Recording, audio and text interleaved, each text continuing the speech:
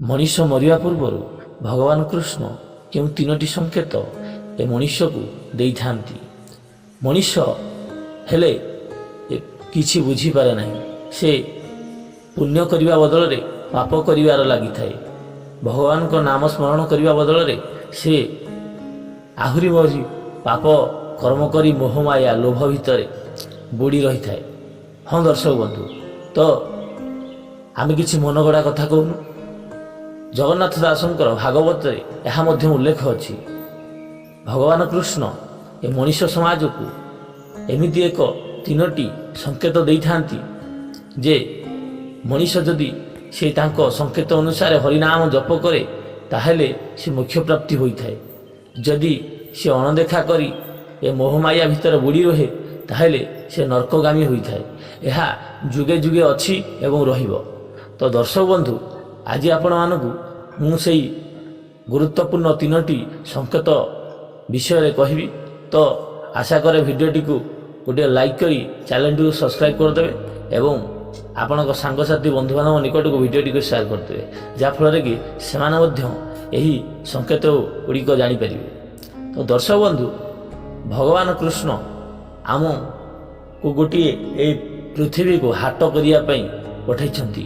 ଗୋଟିଏ ଗୋଟିଏ ବ୍ୟାଗ୍ ଧରେଇ ସେ ଏ ପୃଥିବୀକୁ ହାଟ କରିବା ପାଇଁ ପଠାଇଛନ୍ତି। ହାଟ ଆମେ କ'ଣ କରିବା?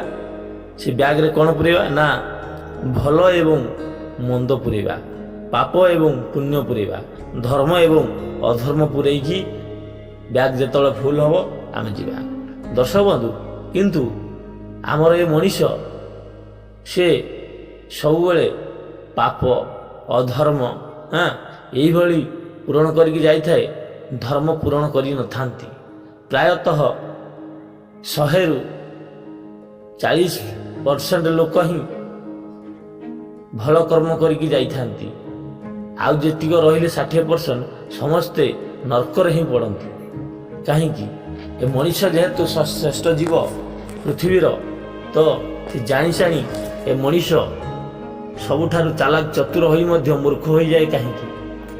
ତ ଦର୍ଶକ ବନ୍ଧୁ, ଭଗବାନ କୃଷ୍ଣ ଏମିତି ସେ ଭାଗବତରେ ତିନୋଟି ସଂକେତ ବିଷୟରେ କହିଛନ୍ତି ଯେ ମଣିଷ ମୃତ୍ୟୁ ପୂର୍ବରୁ ତାକୁ ତିନୋଟି ସଂକେତ ଦେଇଥାନ୍ତି। ଯେଉଁ ସଂକେତ ପାଇଲା କ୍ଷଣେ ହିଁ ମଣିଷ ହରିନାମ ଜପ କରିବା ନିହାତି ଆବଶ୍ୟକ, ଯାହାଫଳରେ କି ସେ ମୁକ୍ତି ଲାଭ କରିପାରିବ। ତ ଦର୍ଶକ ବନ୍ଧୁ, ଚାଲନ୍ତୁ ସେ ତିନୋଟି ସଂକେତ କ'ଣ କ'ଣ ଆମେ ଜାଣିବା। ଆପଣମାନେ କହିବେ, ତ ଯେଉଁମାନଙ୍କର ଗାଡ଼ି ଆକ୍ସିଡେଣ୍ଟ ହେଉଛି ବା ଅକାଳ ମୃତ୍ୟୁ ହେଉଛି ସେମାନେ କେମିତି ଜାଣିବେ? ତ ଏ କଥା ଅକାଳ ମୃତ୍ୟୁ ପାଇଁ ନୁହେଁ, କାରଣ ଅକାଳ ମୃତ୍ୟୁ ନିଜର ପାପ ପୁଣ୍ୟକୁ ନେଇ ସାଙ୍ଗେ ସାଙ୍ଗେ ମୃତ୍ୟୁବରଣ କରିଥାନ୍ତି। ଅକାଳ ମୃତ୍ୟୁ ମଧ୍ୟ ମରିବା ପୂର୍ବରୁ ମଧ୍ୟ ସଂକେତ ଦିଆହେଇଥାଏ ଆପଣ ସତର୍କତା ଅବଲମ୍ବନ କରିବା ପାଇଁ, କିନ୍ତୁ ଆପଣମାନେ ଜାଣିପାରନ୍ତି ନାହିଁ। ତାହା ମଧ୍ୟ ମୁଁ ଅକାଳ ମୃତ୍ୟୁର ପୂର୍ବରୁ କେଉଁ ସଂକେତ ଭଗବାନ ଦେଇଥାନ୍ତି ସେ କଥା ମଧ୍ୟ ମୁଁ କହିବି। କିନ୍ତୁ ବର୍ତ୍ତମାନ ଆମର ଯେଉଁ ନର୍ମାଲ ମୃତ୍ୟୁ ବାର୍ଦ୍ଧକ୍ୟ ମୃତ୍ୟୁରେ ଯେଉଁ ତିନୋଟି ସଂକେତ ଦେଇଥାନ୍ତି ସେ ତିନୋଟି ସଂକେତ ବିଷୟରେ ଆମେ କଥା ହେବା। ତ ପ୍ରଥମେ ଭଗବାନ କୃଷ୍ଣ କହିଛନ୍ତି ଭାଗବତରେ ଯେ ଗୋଟିଏ ମଣିଷ ମରିବା ପୂର୍ବରୁ ତା'ର ଦାନ୍ତକୁ ଭାଙ୍ଗି ଯାଇଥାଏ। ଦାନ୍ତ ଭାଙ୍ଗିଲା ମାନେ ହିଁ ଆପଣ ବୁଝିଯିବେ ଯେ ମୋର ସମୟ ପାଖେ ପାଖେ ଆସିଲାଣି, ମୁଁ ଆଉ ଏ ସଂସାରରେ ଅଧିକ ଦିନ ରହିବିନି। ତେଣୁ ତୁମେ ସମସ୍ତ ମୋହମାୟା ତ୍ୟାଗ କରି ହରିନାମ ଜପ କରିବା ଉଚିତ, ଯାହାଫଳରେ କି ଆପଣ ମୁକ୍ତି ଲାଭ କରିପାରିବେ। ଏବଂ ନମ୍ବର 2, ଦ୍ୱିତୀୟରେ ଆପଣଙ୍କ ଚୁଟି ପାଚିଯାଏ।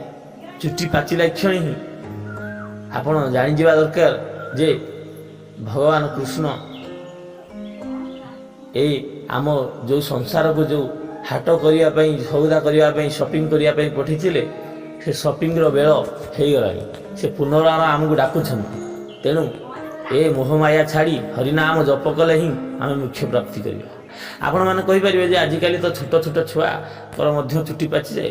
ଛୋଟ ଛୁଆଙ୍କ ଚୁଟି ପାଚିବା କଥା ମୁଁ କହୁନି, ଯେତେବେଳେ ଆପଣଙ୍କର ସମସ୍ତ ଚୁଟି ପାଚିଯିବ ସେତେବେଳେ କଥା କହୁଛି। ଏବଂ ଆପଣ ତୃତୀୟଟି ହେଲା ମଣିଷର ଯେଉଁ ଶରୀର ଏଇ ଯେଉଁ ଶରୀର ଯେଉଁ ଚର୍ମ ଗୁଡ଼ା ସବୁ ଧଡ଼ ଧଡ଼ ହୋଇଯିବ ଏବଂ ମଣିଷ ବାଉଳା ଚାଉଳା ହୋଇଯିବ। ତ ସେତେବେଳେ ଆପଣମାନେ ଜାଣିଯିବେ ଯେ ଭଗବାନ କୃଷ୍ଣ ଆମକୁ ଡାକରା ପକାଇଲେଣି। କାରଣ ଆମର ଯେଉଁ ହାଟ କରିବା ପାଇଁ ଆସିଛନ୍ତି ସେ ହାଟ ଆମର ସରିଗଲାଣି। ଆପଣ ଯଦି ଭଲ କର୍ମ କରିଥିବେ ହିଁ ଆପଣଙ୍କୁ ବୈକୁଣ୍ଠ ପ୍ରାପ୍ତି ହେବ ଏବଂ ଯଦି ଖରାପ କର୍ମ କରିଥିବେ ଆପଣଙ୍କୁ ନର୍କଗାମୀ ହେବ। ତ ଆଉ ଗୋଟିଏ କଥା ଭିଡ଼ିଓ ମାଧ୍ୟମରେ କହିବି ଯେ ଆତ୍ମା ପରମାତ୍ମା ପାଖରେ ମିଳନ କେମିତି ହୁଏ, ଏହା ମଧ୍ୟ ମୋ ଥମ୍ବନେଲ୍ରେ ମୁଁ ଲେଖିଛି ଯେହେତୁ ମୁଁ ଯାହା ଲେଖେ ସେଇଟା ହିଁ ଆପଣମାନଙ୍କ ପାଖରେ ପ୍ରକାଶ କରେ। ତ ଆତ୍ମା ଯେତେବେଳେ ଭଗବାନ କୃଷ୍ଣ ଯାହା କହିଛନ୍ତି, ଗୋଟେ ମଣିଷ ଯେତେବେଳେ ଦେହ ତ୍ୟାଗ କରେ ତାକୁ ତାର ପରିବାର ସୁବର୍ଗ ଦାହ କରନ୍ତି, ତ ସେ 21 ଦିନ ଏ ପୃଥିବୀରେ ରହି ସେ ଯାଇଥାଏ। 21 ଦିନ କେମିତି ରୁହେ ନା ଯେଉଁ ଲୋକମାନଙ୍କୁ ସିଏ ଏତେ ସ୍ନେହ ଆଦର ବାପା ଭାଇ ଦାଦା ଖୁଡ଼ି ସ୍ୱାମୀ ସ୍ତ୍ରୀ ଯେଉଁ କହିଥାଏ ସେମାନେ ସେ 11 ଦିନ ପର୍ଯ୍ୟନ୍ତ କାନ୍ଦନ୍ତି। ତାପରେ କେମିତି ସେ ଚିକେନ ମାଂସ କରି ଖୁସିରେ ଖାଆନ୍ତି, ସେଇଗୁଡ଼ା ସବୁ ସେ ଦେଖି ତା ମନକୁ ନିଜକୁ ନିଜେ ଧିକ୍କାର କରି ନିଜକୁ ନିଜେ ନିନ୍ଦି ସିଏ ଶେଷରେ ଯାଇଥାଏ। ଯଦି ଭଲ କର୍ମ କରିଥାଏ ତ ଭଗବାନ କୃଷ୍ଣ ତାକୁ କୋଳେଇ ନିଅନ୍ତି, ବୈକୁଣ୍ଠରେ ସ୍ଥାନ ଦେଇଥାନ୍ତି। ଯଦି ଖରାପ କର୍ମ କରିଥାଏ ସେ ନର୍କ ଭୋଗ କରିଥାଏ। ନର୍କ ବୋଲନ୍ତେ କ'ଣ ଆପଣମାନଙ୍କୁ ମୁଁ କହିଦେଉଛି। ନର୍କ କହିଲେ ନର୍କ ଯନ୍ତ୍ରଣା ଦୁଇ ପ୍ରକାର ଅଛି। ଗୋଟିଏ ହେଲା ଯେ ଯଦି ଅଧିକ ଆପଣ ପାପ କରିବେ ତାହେଲେ ଏଇ ମର୍ତ୍ତ୍ୟ ମଣ୍ଡଳରେ ହିଁ ନର୍କ ଭୋଗିକି ଯିବେ। ଏଇଠି ନର୍କ ଏଇଠି ସ୍ୱର୍ଗ ଏଇଠି ନର୍କ ଯେଉଁ କୁହାଯାଏ, ତ ସେଇଭଳି ଏଇଠାରେ ହିଁ ଆପଣ ନର୍କ ଯନ୍ତ୍ରଣା ଭୋଗିକି ଯିବେ। ଆଉ ଯଦି ଭଲ କର୍ମ କରିବେ ତାହେଲେ ତାର ସେପାରେଟ୍ ନର୍କ ହିଁ ଅଛି। ଯମଙ୍କ ପାଖରେ ନର୍କ ଅଛି। ନର୍କ ଯନ୍ତ୍ରଣା କହିଲେ କାହାକୁ କୁହାଯାଏ ଯଦି ଆପଣମାନେ ଜାଣିବା ପାଇଁ ଚାହୁଁଛନ୍ତି ମୋତେ କମେଣ୍ଟ କରନ୍ତୁ। ମୁଁ ତାର ସ୍ୱତନ୍ତ୍ର ଗୋଟିଏ ଟପିକ୍ ଆପଣଙ୍କ ପାଇଁ ନିଶ୍ଚିତ ଭାବରେ ଆଣିବି। ତ ଏବେ ଅକାଳ ମୃତ୍ୟୁଙ୍କ ବିଷୟରେ ଶୁଣିବା।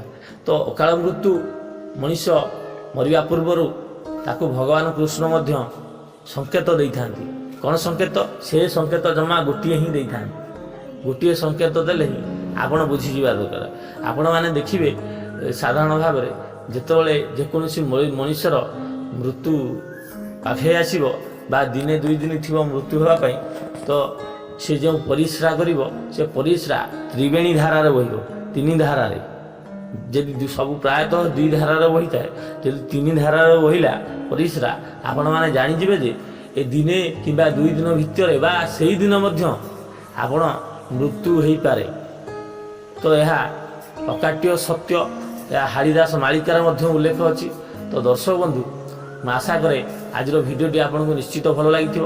ଯଦି ଭିଡ଼ିଓଟି ଭଲ ଲାଗିଥାଏ ତାହେଲେ ଭିଡ଼ିଓ ଗୁଡ଼ା ଲାଇକ୍ କରି ଚ୍ୟାନେଲଟିକୁ ନିଶ୍ଚୟ ଭାବରେ ସବସ୍କ୍ରାଇବ୍ କରି ରଖିବେ, ଯାହାଫଳରେ କି ମୋ ଚ୍ୟାନେଲରେ ଯାହା ଆପଣଙ୍କ ପାଇଁ ହେଲ୍ପଫୁଲ୍ ଭିଡ଼ିଓ ପଡ଼ିବ ଆପଣମାନେ ସର୍ବପ୍ରଥମେ ଦେଖିପାରିବେ। ତ ଆଜି ପାଇଁ ଏତିକି ରହୁଛି। ନମସ୍କାର, ଜୟ ଜଗନ୍ନାଥ, ଜୟ ସୀତାରାମ, ଜୟ ରାଧାକୃଷ୍ଣ।